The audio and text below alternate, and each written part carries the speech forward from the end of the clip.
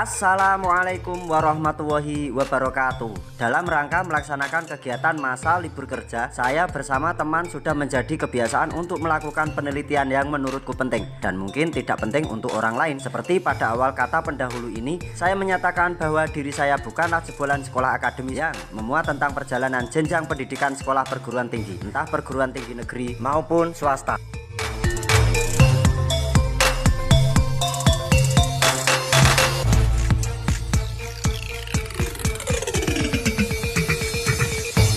Banyak yang memiliki pendapat bahwa negara kita Indonesia ini memiliki keindahan alam yang sangat menakjubkan. Sehingga pendapat itu keluar dari lapisan masyarakat, bahkan dari dunia luar pun menganggapnya, disinilah letaknya surga dunia. Ada pepatah mengatakan tongkat kayu dan batu jadi tanaman. Dan ada pula yang mengatakan gemah ripah loh jinawi yang artinya, tanah Indonesia sangat subur, rakyatnya makmur, dan memiliki kekayaan alam yang melimpah ruah. Bisa kita lihat, di salah satu perbatasan wilayah antara Kabupaten Semarang dengan Kabupaten Boyolali. Berawal dari Kecamatan Banca yang memiliki kontur tanah berbukit, wilayah tersebut didominasi tanaman jenis jati, yang memiliki pokok atau batang keras, yang bisa digunakan sebagai bahan pendukung untuk membuat rumah dan kerajinan berbentuk meja dan kursi. Tanaman musiman seperti jagung, pari tada hujan, ikut berperan serta menghiasi jajaran perbukitan yang mengelilingi wilayah tersebut. Wilayah ini memiliki perbatasan dengan ikon yang dijadikan atribut perbatasan kedua wilayah. Ikon itu dibangun di atas puncak bukit dengan toponimi Gunung Jati, yang menjadi tanda batas wilayah antara Kabupaten Semarang dengan Kabupaten Boyolali. Dalam perjalanan kita selalu mengamati hamparan lahan hijau yang teramat sangat luas. Setelah mencapai di sudut perbatasan wilayah, kita membayangkan tentang keagungan yang maha kuasa.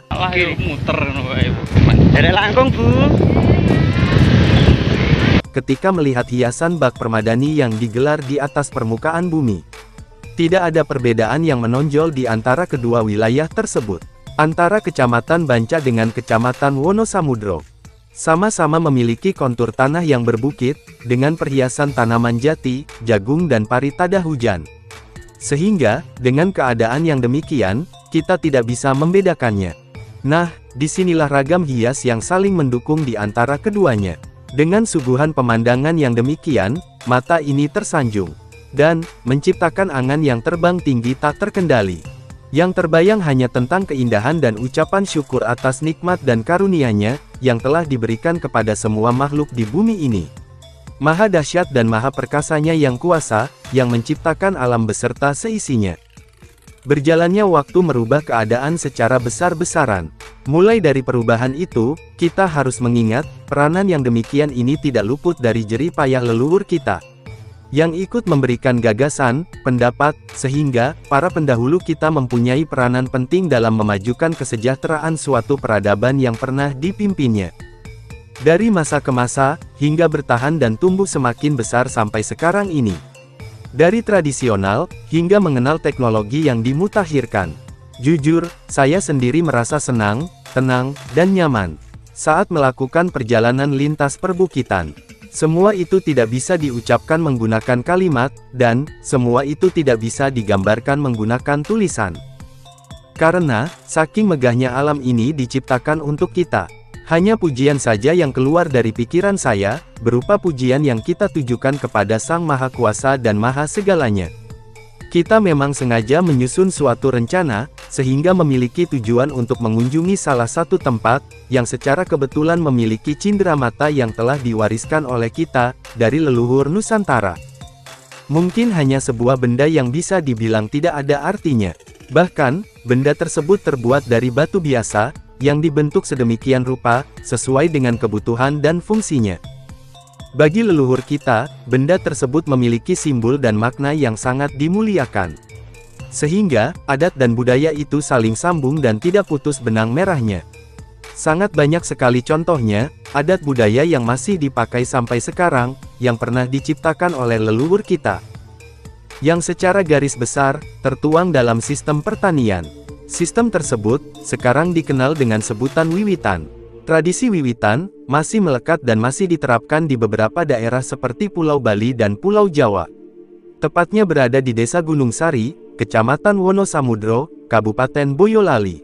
Kita tergerak dan terpanggil untuk menelusuri jejak leluhur yang berada di desa tersebut. Jejak tersebut berada di sebuah lembah, sudut Desa Wonosamudro.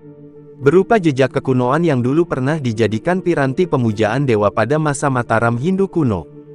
Benda tersebut berada di depan goa, di samping curug atau air terjun yang memiliki kesamaan nama dalam penyebutannya, yaitu Goa dan Curug Kerincing. Nah, dari 3 objek tersebut, yang akan saya bahas tentang curugnya terlebih dahulu. Sebenarnya, perjalanan menuju ke lokasi di mana ketiga objek tersebut berada, sangat singkat, kalau kita berani menuruni dan menyusuri jalan perbukitan dengan medan terjal sampai 80 derajat kemiringannya. Kita pun tidak berani mengambil resiko yang di luar pemikiran kita, tidak cukup adrenalin untuk mencoba dan menantang medannya. Untuk amannya, kita mengambil jalan dengan memutari lembah, supaya untuk bisa sampai ke lokasi. Memang estimasi waktu yang diperlukan sangat panjang, bahkan, jika kita menghitungnya, perjalanan dari perbatasan wilayah menuju ke lokasi keberadaan ketiga objek tersebut, kisaran 30–40 menitan.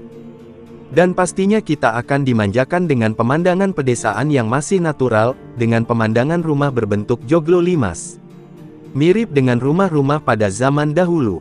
Sunyi, rapi, tidak bising dengan keadaan seperti di kota, penduduk yang ramah tamah, saling tegur sapa. Sepertinya, kearifan lokal Nusantara tertuang di sini semua. Curug Kerincing, merupakan air terjun yang bersanding dengan goa. Curug tersebut memiliki ketinggian kurang lebih 12 meter dari permukaan air. Dengan debit air yang tidak begitu besar. Akan tetapi, memiliki pemandangan yang sangat eksotis. Air yang dialirkan pun, bersumber dari endapan air hujan yang masuk ke dalam celah tanah yang ditumbuhi pepohonan jenis jati.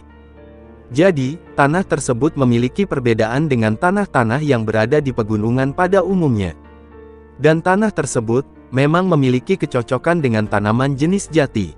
Karena, pohon jati salah satu tanaman yang sangat pandai menyimpan air. Hasil dari endapan air hujan, terkumpul menjadi satu, dan mengalir sesuai dengan kontur tanah yang membentuknya. Sehingga menjadikan aliran tersebut dengan debit yang besar dan menjadi sebuah pemandangan yang mampu memanjakan mata.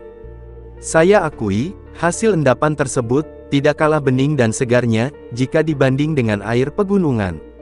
Walaupun cuaca di sana, berlembab. Setelah kian purnama, setelah kita melewati batas negara, batas apa mu? Kok batas negara? Batas jagat.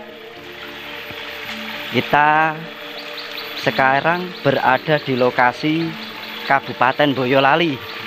Lebih tepatnya di sini itu perbatasan antara Kabupaten Semarang dengan Boyolali yang tadi ada tulisannya Gunung Jati. Nah, kedatangan kita ke sini untuk belusukan. Masih ditemani sama Kang Seno.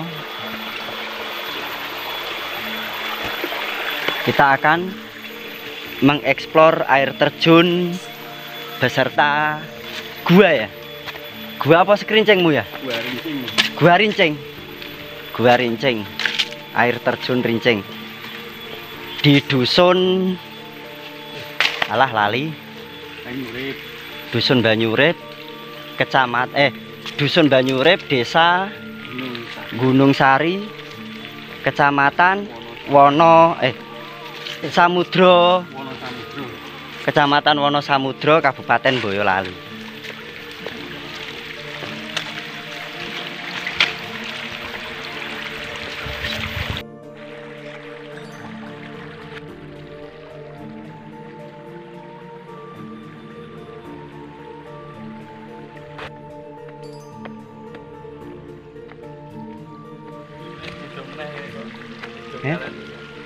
Desane apa?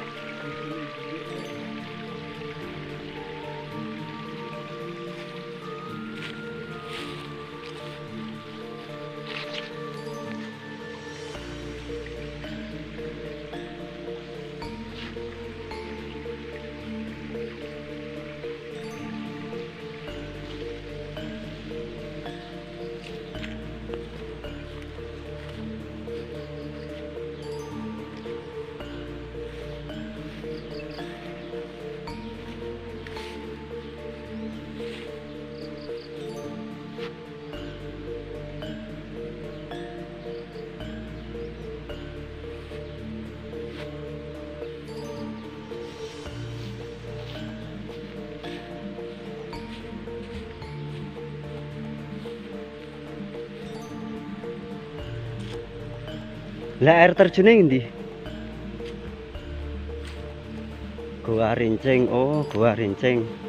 Oh, iku dolan air terjun sih kayu.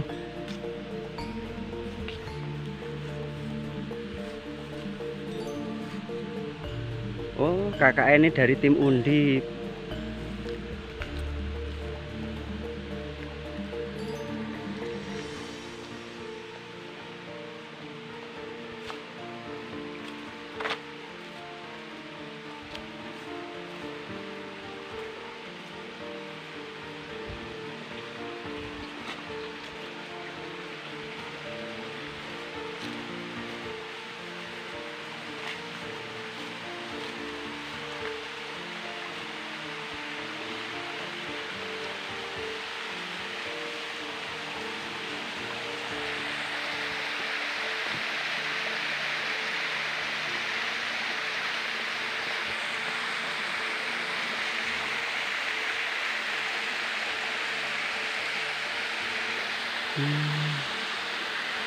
Lunyu ora to watune iki?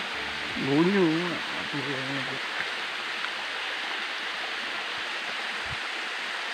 Coba kita akan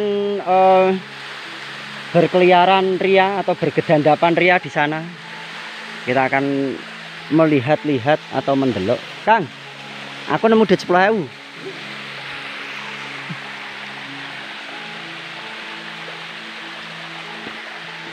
Ini iki rezeki, Kang. Jiko mayan. Kantongi.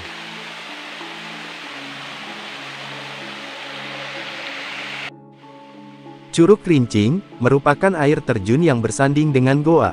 Curug tersebut memiliki ketinggian kurang lebih 12 meter dari permukaan air. Dengan debit air yang tidak begitu besar, akan tetapi memiliki pemandangan yang sangat eksotis. Air yang dialirkan pun bersumber dari endapan air hujan yang masuk ke dalam celah tanah yang ditumbuhi pepohonan jenis jati. Jadi, tanah tersebut memiliki perbedaan dengan tanah-tanah yang berada di pegunungan pada umumnya. Dan tanah tersebut memang memiliki kecocokan dengan tanaman jenis jati.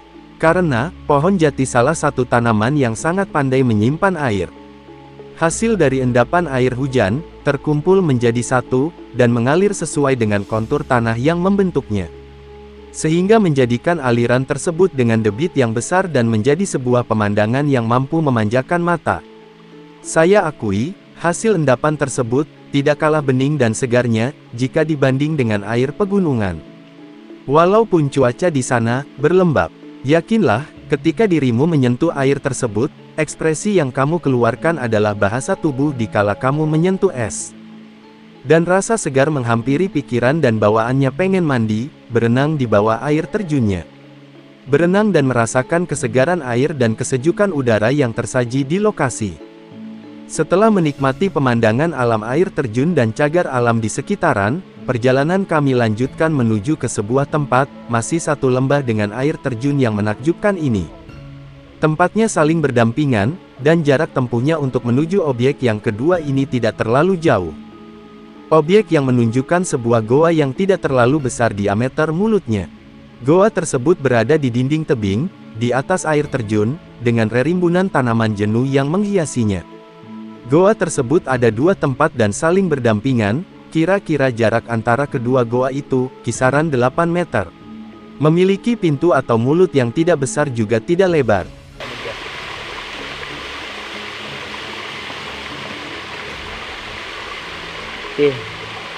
Keren ya, sangat keren sekali. Indonesia itu keren. Nah, ketika kita merawat alam, pasti alam akan memberikan yang terbaik untuk kita. Dan ketika kita merusak alam, sebaliknya alam pun akan memberikan hal yang terburuk pula untuk kita. Tahu enggak, air ini kalau menurut saya sangat jernih sekali. Karena apa? Karena di sini itu tidak ada limbah pabrik maupun limbah home industri atau perusahaan rumah tangga. Yang jelas, air di Krincing ini atau air terjun Krincing ini merupakan air endapan dari air hujan yang diterima oleh tanah. Tanah akhirnya meresap karena apa ya? Pepohonan yang paling bagus untuk menyerap dan untuk menyaring endapan air tersebut paling bagus itu memang hutan jati. Maka coba dibedakan antara hutan lebat yang ada di pegunungan dengan hutan jati yang ada di rata-rata di dataran rendah. Pasti kadar air dari beningnya pun beda. Setelah dari sini, karena Gua Kerincing itu berada di sebelah air terjun ini, kita akan melanjutkannya setelah kita menikmati alam bebas di Kabupaten Boyolali. Ternyata kita itu di Kabupaten Boyolali, guys.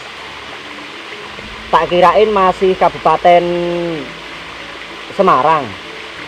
Ternyata tadi ada plang nama menunjukkan Gunung Jati. Ternyata itu perbatasan antara Kabupaten Semarang dengan Boyolali. Nanti kita juga akan mampir ke sana. Nanti kita akan nostalgia di Gunung Pati. Nanti kita akan nostalgia di Gunung Jati. Dan nanti kita akan nostalgia di Desa Lembu ketika kita komunitas sejarah memberikan semacam apa ya, literasi jejak sejarah masa peradaban Hindu di sana. Nanti sedikit video itu akan saya tampilkan, oke?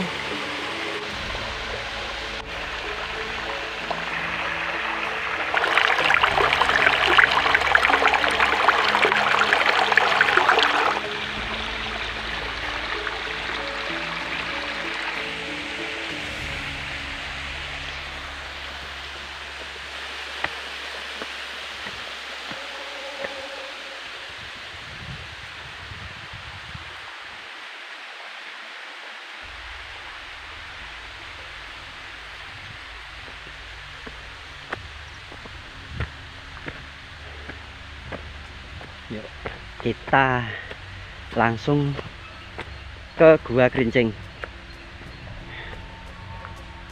Ada keistimewaan apa atau di sini itu? Kang Seno? Oh, neng dhuwur to wisan.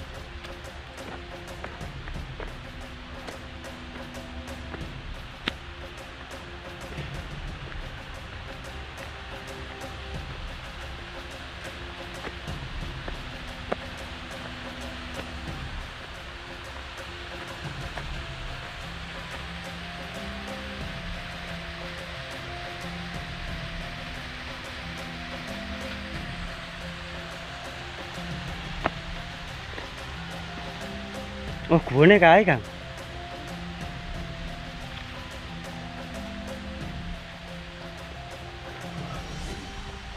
Ana kolame barang.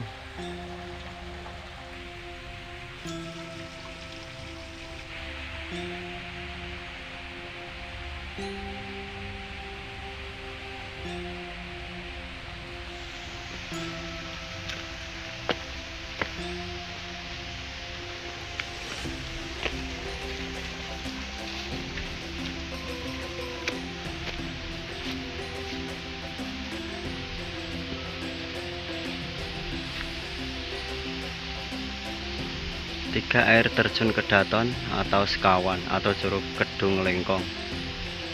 Secara geologi, Gua Kerincing masuk pada anggota Kampung Formasi Kalibing, Desa Gunung Sari, sedangkan air terjun 1 dan 2 masuk pada Formasi Kalibeng, anggota Banyak Desa Tegalsari, dan air terjun 3 merupakan Banyak Kontak Formasi Kalibeng. Ukuran mulut goa yang pertama, tinggi kisaran 80 cm, lebar kisaran 40-60 cm. Oh, itu. Memiliki 3 ruangan yang saling menyambung. Soal kedalaman jangan tanya, saya pun nekat masuk dan memberanikan diri hanya sampai ruangan ketiga. Dan banyak sekali penghuninya, ratusan kelelawar yang bergelantungan, yang berada dan menghiasi rongga atau bagian langit-langit atas goa. Untuk goa yang kedua, ukuran mulut atau pintu goa memiliki ketinggian kisaran 80 cm dan lebar mulut goa mencapai 100 cm sampai 120 cm. Ruangan pertama tidak begitu lebar, begitu juga dengan rongga langit-langitnya. Namun, ketika kita menuju ruangan yang kedua, untuk ruangan yang ketiganya sangat tidak mungkin untuk dimasuki. Karena, medan untuk mencapai ruangan yang ketiga ini sangat sulit sekali. Itu pun, kita harus dalam posisi berdiri, memanjat, untuk bisa sampai di ruangan ketiga.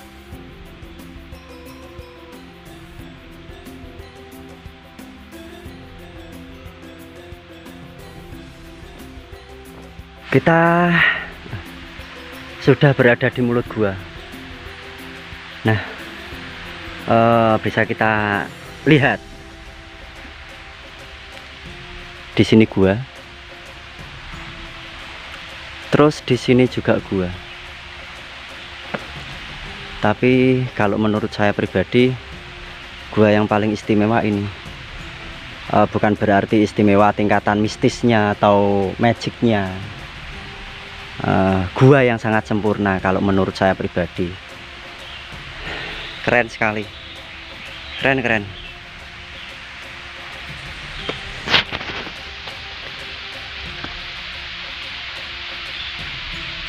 Kita akan jalan-jalan dulu. Waduh, lah ini kalau di tempat wisata cagar alam biasanya ada tulisan seperti ini. Itu untuk pemuda-pemuda yang sadar akan wisata, jangan lakukan hal demikian. Kalau menurut saya pribadi, ini merusak atau vandalis, pengerusakan. Apa ini tulisannya kayak gini, ada wane juga ini. Ini kurang gawean, kurang kerjaan. Seharusnya tidak harus dilakukan. Ini menunjukkan kalau SDM-nya rendah. Sopan santun, tata krama, adab tidak dipakai ketika kita berkunjung ke tempat orang lain. Contohnya seperti ini, melakukan vandalisme, tidak menjaga kebersihan malah merusak. Kalau menurutku itu kurang sopan. Lah kuwi ngopo muring-muring ya?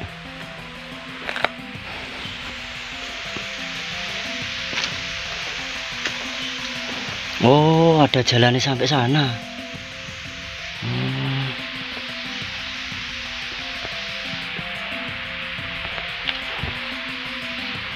Ini kalau ini pintu gua nih, enggak tahu ya kalau itu mungkin buatan, kurang paham. Mungkin kalau yang alami seharusnya cuma sebatas ini, mungkin sebatas yang ini yang amit. Bismillah, assalamualaikum. Sebatas ini. Tapi ini kayak coba nyala lagi.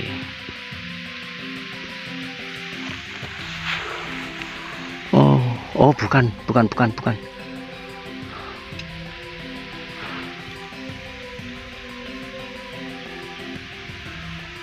Secara kebetulan ini longsor di dalamnya longsor.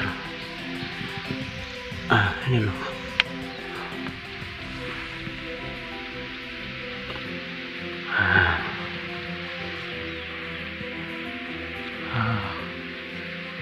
Tingginya mencapai 2 meter nih dari dasar tanah sampai ke langit-langit gua. Tapi ada lagi yuk celah di atas sana itu. Lubang menuju ke atas itu kira-kira berapa itu? 60, diameternya 60 cm. Nah, aduh, tidak di sana, tidak di sini. Kalau masuk gua mesti keringetan. Wah, ini panas. Nah, ini loh contoh batu-batuannya seperti ini. Ini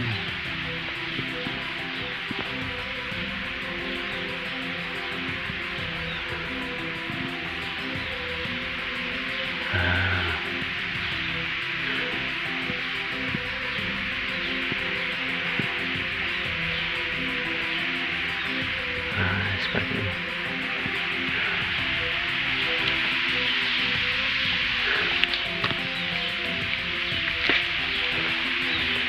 Dulu difungsikan untuk apa ini? Oh, untung tadi untuk tawon, namanya di mbah. Ada tawon nih.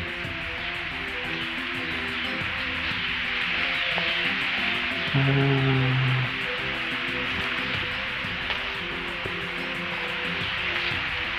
kok kayak apa ya, semacam fosil kayu ya, kayu besar tapi sudah bentuk fosil ini. Dan di atasnya ada ini pohon yang tumbuh beringin.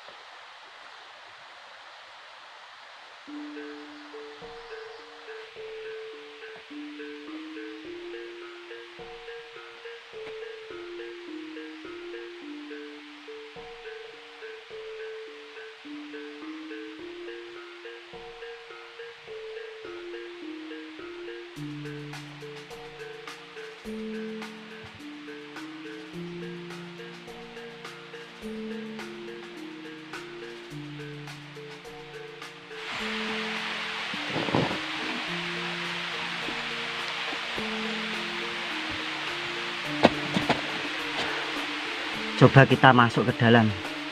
Barusan saya cek itu apa, kontur tanah sini yang dibuat gua ini sebenarnya kayak beberapa persen yang alami, bukan alami 100%, melainkan alami buatan orang-orang zaman dahulu kalau menurut saya. Karena setelah saya lihat sekeliling gua yang di dalam itu ada anak tangga yang menuju ke salah satu ruangan gua, kayak itu apa ya, naik posisinya naik ke atas. Coba kita masuk, nanti kita kasih penerangan lampu.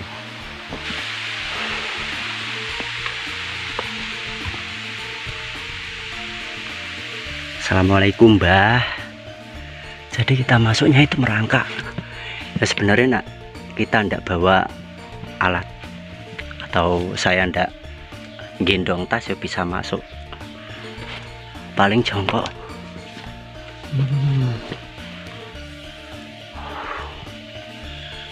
Masih ada ruangan lagi di dalam.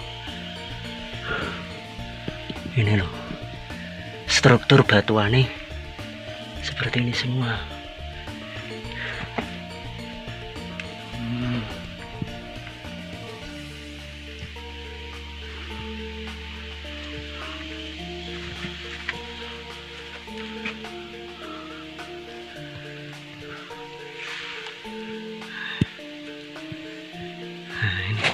Astagfirullahaladzim, astagfirullahaladzim, apa itu? Aduh, kaget aku.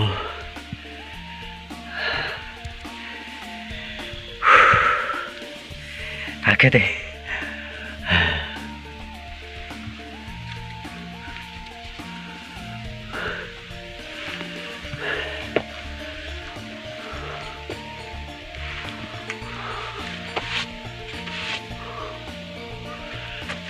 Bismillah.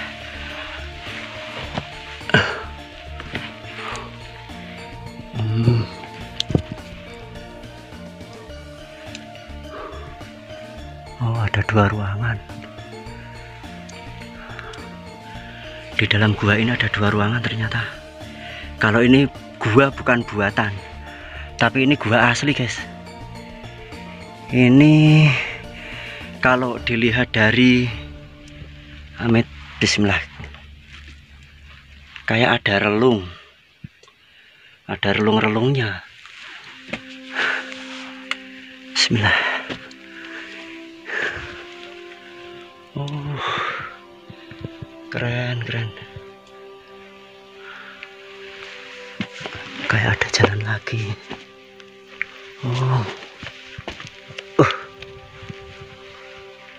Oh, ternyata ada kelelawar. Banyak kelelawarnya. Assalamualaikum Mbah. Saya tidak berani ke sana. Asli. Suara kelelawarnya itu loh. Ada yang nengok. Ada yang nengok. Aduh. Saya nunggu Kang Seno weh. Nunggu Kang Seno. Nggak berani aku.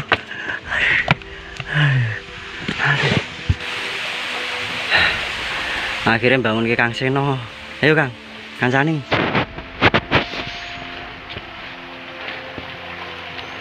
Tasnya tinggal wah ya.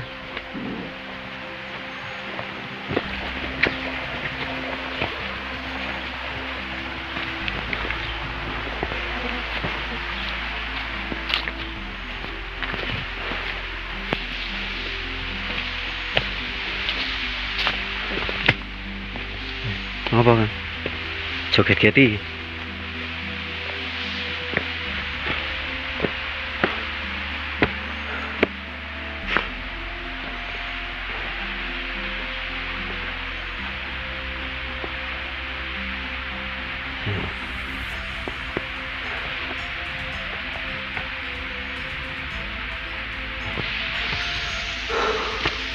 Assalamualaikum Mbah. Putune nderek mlebet malih, ayo Kang. Anak wong loro rene.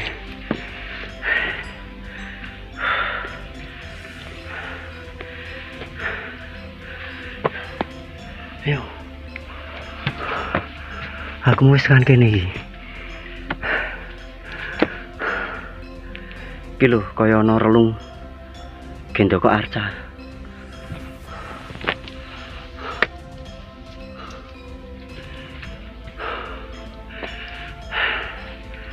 Tak kiraanmu ku cuma sampai sini toh. Terus ini semacam koyo apa ya, tempat untuk semedi ini loh Kang. Nah contohnya ini kan tempatnya halus, penah, enak gue lungguh. Nah ning kene iki lho.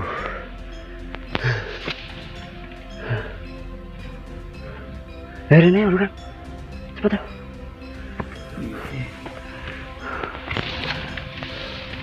Bolah, lawone sakmono akeh. Lawa. Heeh, Ora ganggu lawa. biar mlebu. Anu ki lho. Kotorane lawa ki lho. Heeh, itu sakmono akeh. Wah, duh. Alah, kesetrum aku.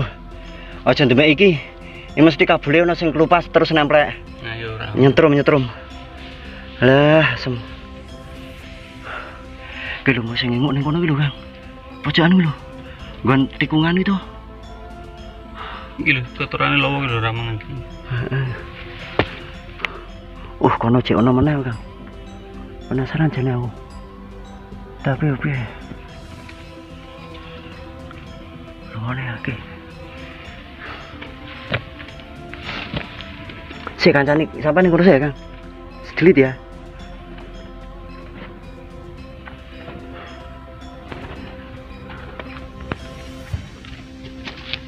Wis.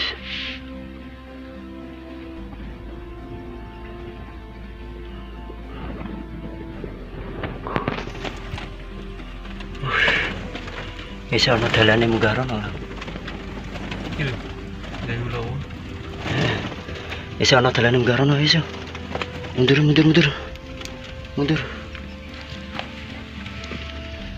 Lawane keganggu. Iki nek menurutmu gua iki, lah yo nyetrum, hati-hati watune nyetrum. Aku kesetrum lah kuwi to paling. Kablek wah bener to. Iki nek menurutmu gawean apa asli, Kang?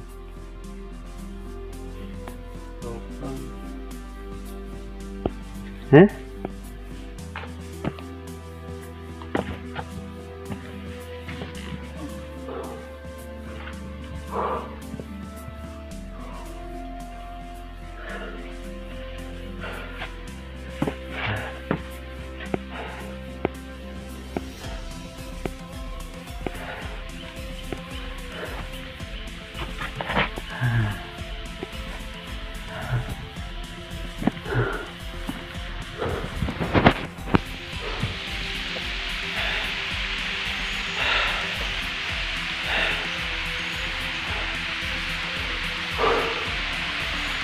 Masalahnya kan lembab, lek kabel enak leng kulpasnya ya.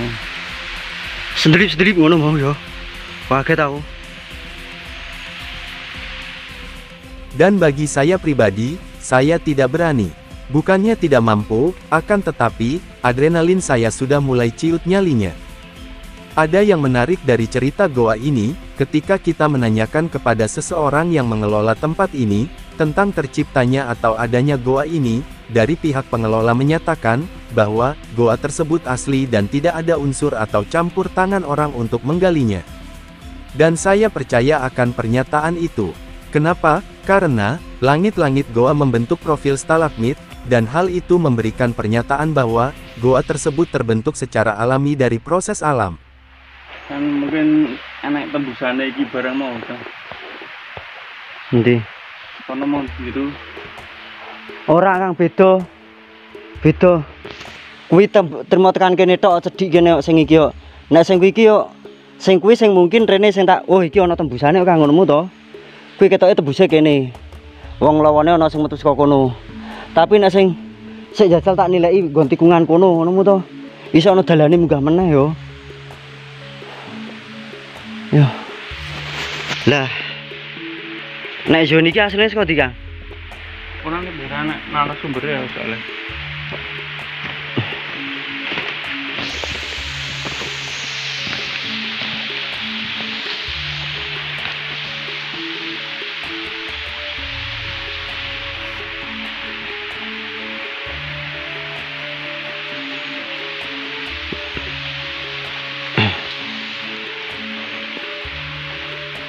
Oh, tapi tempatnya nganu cilik. Oh. Tapi jeru, Bang.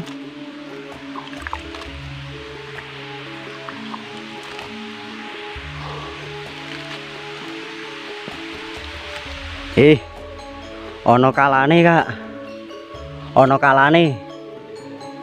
To? Iki kalah to iki. Tapi nganu lho, hal kok kalah, Kak. Makara. Makara nek iki, Kak. Iki lho.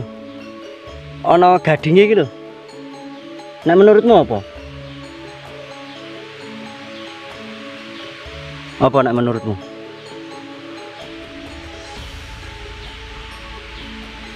Tapi mosok Makara ning kene. Iki lho.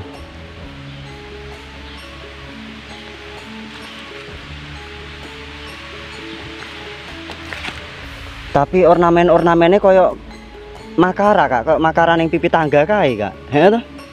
Iki lho. Kita pahatan iki. Iki kan koyo gading kae to, Kak. Heeh ra?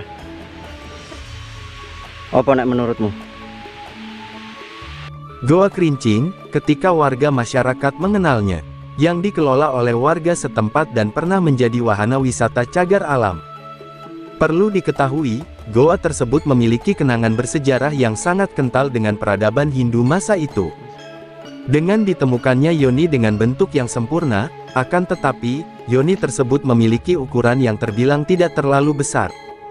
Dengan ukuran 46 cm x 46 cm, tingginya hanya 30 cm. Benda tersebut difungsikan sebagai sarana pemujaan Hindu kuno kala itu, yang memiliki pasangan berupa lingga. Jika kenyataannya demikian, apakah lingga yoni ada kaitannya dengan goa tersebut? Mengingat, temuan yoni tidak jauh dari mulut goa. Secara persisnya, saya pribadi belum bisa memastikan, apakah goa tersebut dulu pernah dijadikan tempat pemujaan semacam bangunan candi. Karena, daerah-daerah lain seperti Goa Selomangkleng memiliki predikat demikian. Sebelum menemukan sumber yang menyatakan goa tersebut pernah dijadikan tempat pemujaan, saya pribadi tidak berani menyatakan iya dan tidaknya. Hanya saja, ketika kita masuk ke dalam goa, seolah-olah, goa itu memiliki ruangan yang saling menghubungkan. Dan ruangan goa memang memiliki tempat untuk bersemedi dengan sikap duduk bersila. Goa juga memiliki lorong yang sangat dalam dan gelap. Terus, lingga dan yoni itu sendiri, fungsi sebenarnya untuk apa? Yoni adalah kata yang mempunyai arti bagian tempat kandungan untuk melahirkan. Kata ini mempunyai banyak arti, di antaranya adalah sumber, asal, sarang, rumah, tempat duduk, kandang, tempat istirahat, tempat penampungan air, dan lain-lain. Dalam buku Kama Sutra dan dalam kaitannya dengan batu candi, yoni berarti pasangan lingga yang merupakan simbol dari alat kelamin wanita. Pasangan lingga yoni dalam arti, juga dikenal pada situs sejarah warisan dunia Mohenjo-daro di Pakistan. Yoni merupakan sebuah objek cekung atau berlubang, yang melambangkan kemaluan wanita atau vagina. Objek ini merupakan lambang kesuburan. Di beberapa daerah di Indonesia yoni disebut juga lesung batu karena menyerupai sebuah lesung yang terbuat dari batu. Temuan arkeologi yoni di Indonesia sangat banyak. Yoni merupakan objek sakral yang disembah oleh masyarakat Jawa kuno penganut agama Hindu. Yoni memiliki bentuk dan ukuran yang beragam, tetapi memiliki kesamaan yaitu memiliki lubang tempat lingga dan cerat untuk mengalirkan air. Penemuan yoni biasanya berasosiasi dengan keberadaan sebuah bangunan suci. Seperti yoni yang berada di Candi Siwa Kompleks Candi Prambanan, yoni di Candi Ijo, yoni di Candi Sambisari, dan masih banyak lagi. Sebenarnya masih banyak sisa-sisa dari peradaban masa itu, masa Hindu-Buddha, jika kita mau menelusuri jejak-jejaknya. Kadang, manusia memiliki logika yang keluar dari cara berpikirnya pribadi. Sehingga, menjadikan benda semacam itu, hanya kemasan dari sebuah cerita yang tidak ada ujungnya. Perlu diketahui, leluhur kala itu, meninggalkan warisannya untuk generasi masa sekarang, supaya mau memecahkan teka-teki kehidupan yang harus dijalaninya dengan tertata dan setara.